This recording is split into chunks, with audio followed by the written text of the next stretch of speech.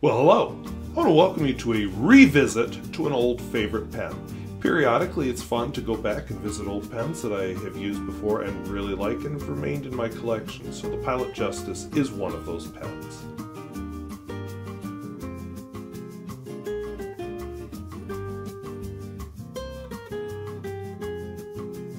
If content like this interests you, where I review fountain pens, both new and vintage, at several price points, please feel free to subscribe below, click like if the video particularly interests you, and comment below about any old favorite pen that may have a bit of a gimmick to it that interests you. So when I said gimmick, this has a gimmick, so I'll get to the gimmick here in a minute. First of all, the Pilot Justus is a fairly plain black pen. No fancy finials. There is a bit of a, what's it called, barleycorn design on, texture anyway on the barrel. Pilot Justus enameled in it, and it just has that quality sound. Screw cap, of course, but let me show you the sound here if I can manage it. So just kind of a quality sound when you cap it. Inside you can see the gimmick here. It has a cantilever where it can be adjusted from hard to soft. Right now it's on the soft setting. Let me grip this awkwardly and try and turn it to the hard setting.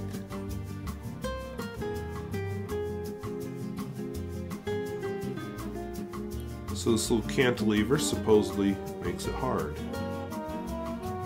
Now I have heard this pen compared to the Pilot Falcon, which is not to be confused with the Pilot's FA nib.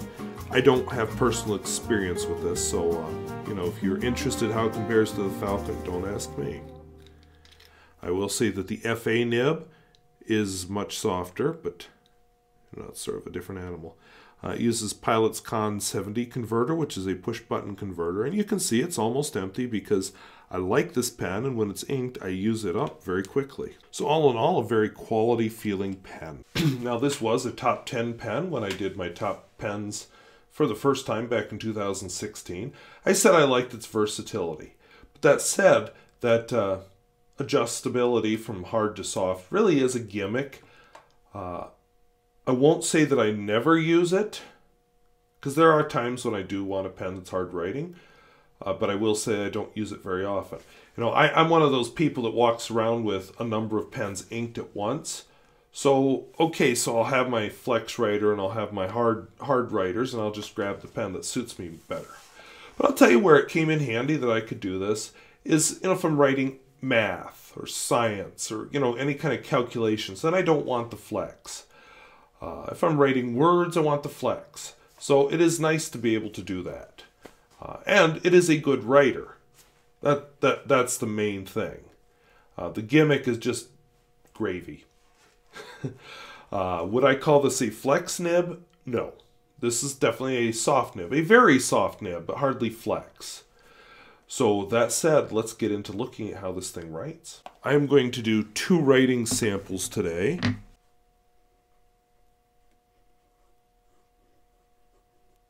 Forgot to identify the ink, so I will go back and do that. So you can see there's a decent amount of line variation. The ink, which I forgot to identify, is KWZ Iron Gall Violet No. 2, which is kind of a fun ink. It goes on fairly bright and then darkens as it sits on the page.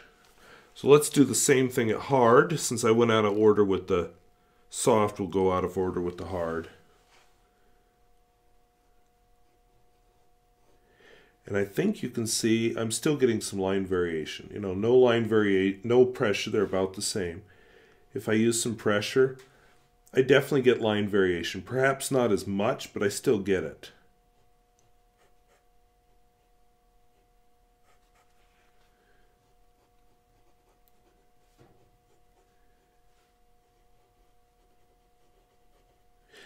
But I have to press down harder to get line variation. If I wanted to do wetness and flow,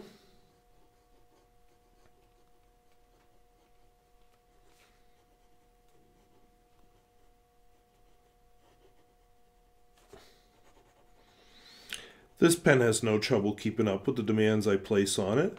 It's very rare that this pen will railroad. Now when I turn it to soft, we'll repeat the wetness and flow. Oops.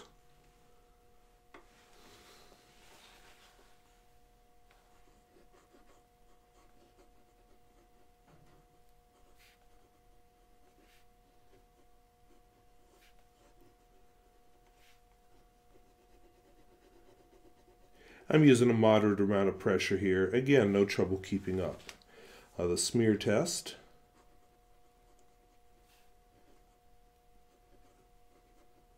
We'll do it once, no pressure. You know, reasonably wet, not amazing. Much wetter. And then we'll do it hard.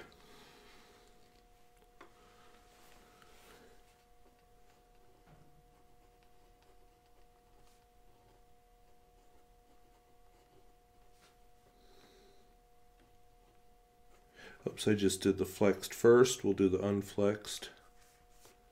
Yeah, about the same. And then I always do reverse writing, although I don't expect there to be much of a difference. Oh, that is scratchy. And hardly legible. On my camera screen, I can't even read it. I'm hoping maybe you can. Maybe when I get it on the computer, I'll be able to. Yeah, ew. So, totally not impressed with the reverse writing, but that's really not something I'm into. Now I'm going to do my writing sample here. We'll do 2 different quotes just because it's fun. And we'll close with some last thoughts.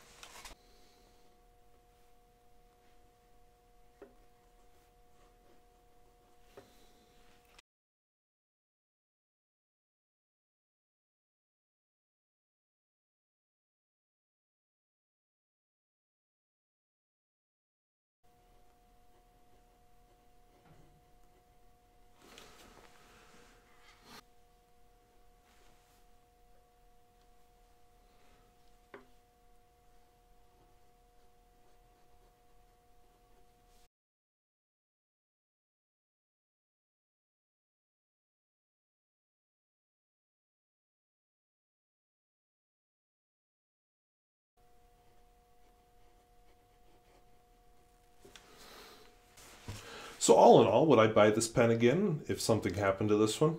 Absolutely. I really enjoy it. No, I don't use the cantilever, the adjustability that often, but every so often I'm glad I have it. And even without that, it is a very good writer and a very comfortable pen to hold in my hand. As I said, whenever it's inked up, it gets used up very quickly because I enjoy writing with it so much. I often will put attractive inks that can be used for business and yet look good when they're flexed into it just because it's a fun one to write with. That's why this ink is in it. I have a hard time recommending this pen as good value because honestly, the cantilever thing, that is a gimmick. But it's a fun gimmick. And why not have some fun? Not everything has to be serious when you buy a thing. I mean, a Parker Vector is going to do the same thing as this pen. They both put words on the page, but one is a lot more fun than the other. So, a little food for thought there, I guess. So anyway, if content like this, where I review fountain pens, both vintage and new, interests you, please feel free to subscribe, like if you liked this video, and comment below if there's a particular fountain pen gimmick that's sucked you in. So I thank you for watching. We'll see you later. Bye-bye.